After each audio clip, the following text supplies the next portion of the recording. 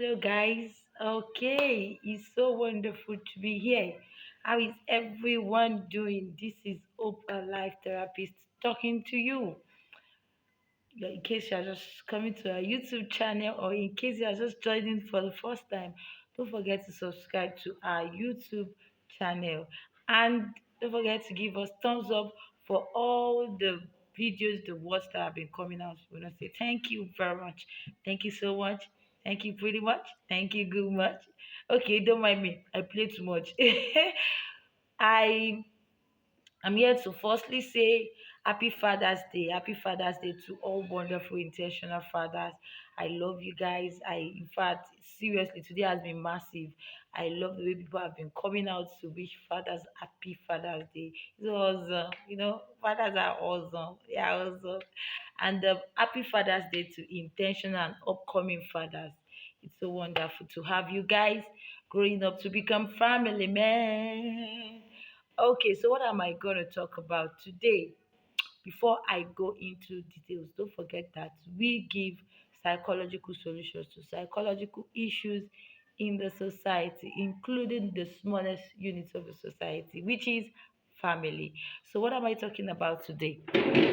Let me do my bangs very well. Okay, today I had a I as I woke up with the happiness of celebrating Father's Day. It's actually a privilege. It's so good. It's so wonderful to celebrate Father's Day. It's such a privilege.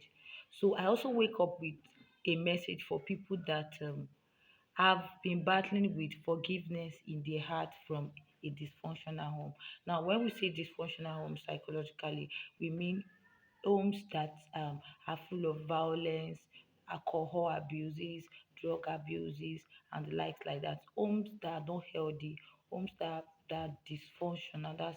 That's why we call them dysfunctional homes. And it's such a sad thing that not everybody actually grew up from the same kind of family. Some people are privileged to actually grow up from a very healthy family, regardless, still not a perfect family. And then some people actually grew up from a much pretty dysfunctional home. Now, when we talk about dysfunctional home, it's actually full of a lot of things, but majorly I want to deal with a dysfunctional father and unforgiveness. Now, I have seen so many people grow under a dysfunctional father. Probably some people didn't even grow up to meet him at all. And they've carried that bitterness in their hearts, they've carried that grudge in their heart that he never stayed.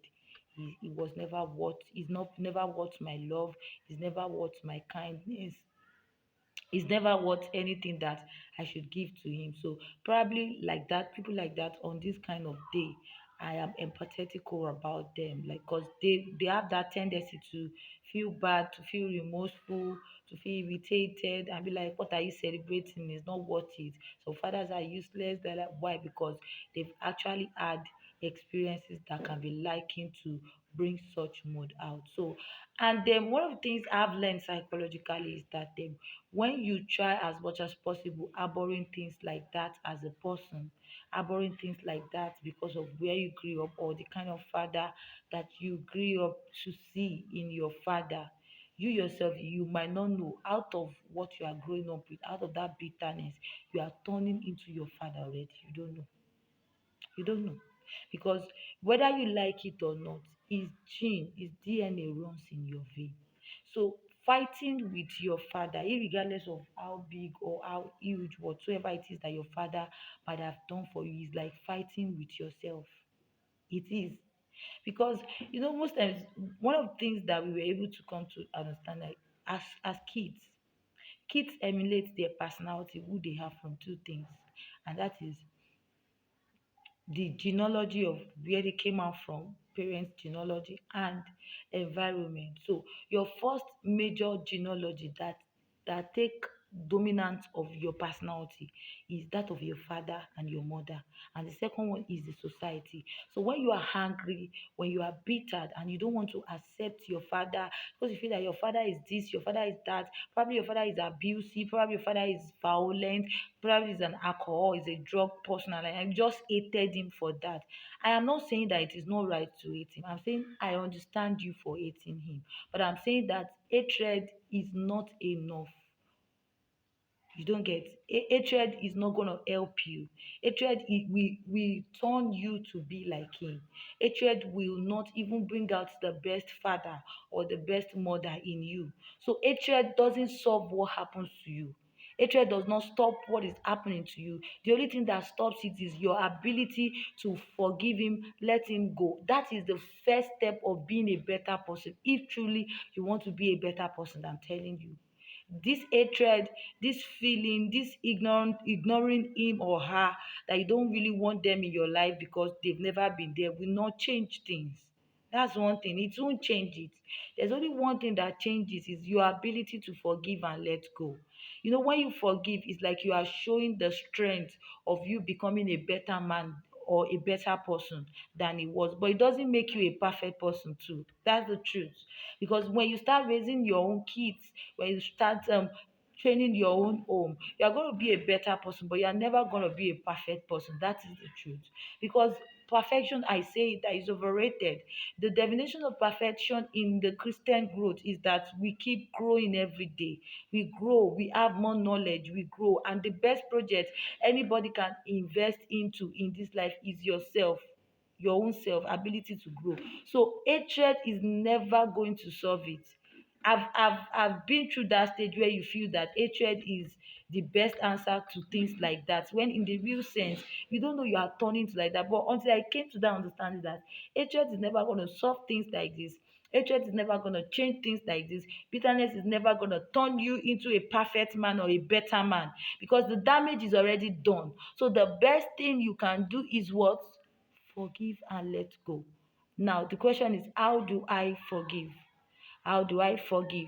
Now, the very first place to forgive is understand that you are not perfect. He himself is not perfect. Nobody is perfect. You have to get to the reality of that. So, expecting too much from him because he wasn't there is just overrated. So, learn to forgive. Believe he's not perfect. Believe he's a human being. So, second thing is accept the fact that shit happens and he has done that. So, find that ability to just accept the reality of whatever it is that he has done and let go. Just say shit happens. You get. I know it's very hard, but every day the odds of that whatever it is that has happened comes to you, accept that fact. Just make sure you accept that fact and pray to God to help you. Cry it out. Don't try to package whatever it is you are feeling. Go to somewhere, stay somewhere and cry it out. That's the best way. You cry it out. Say how you are feeling. Express your thought. If it is possible, try and invite your father or your parent that is involved in whatever issues you have with them. Try as much as possible to invite them. And when you invite them, talk to them. Let them know your grossness towards them. Let them know how you feel and how they have what they have turned you to into what happened to you. And after that, you will see that it is in that weakness you find purpose to become a better person. You will surely see that. And if you know you can't do that, find a way in your heart to pour out all the feeling you are feeling and finally let go. Probably go to a beach or somewhere. Just pour it out and let it go. If you don't let it go, you can't be a better man. For more details, don't forget to contact us on Hope Life Therapy. We love you so much. We really, really love you. I would love to hear some things from you. You can actually contact us and tell us anything that you feel like telling us. And we feel what you feel.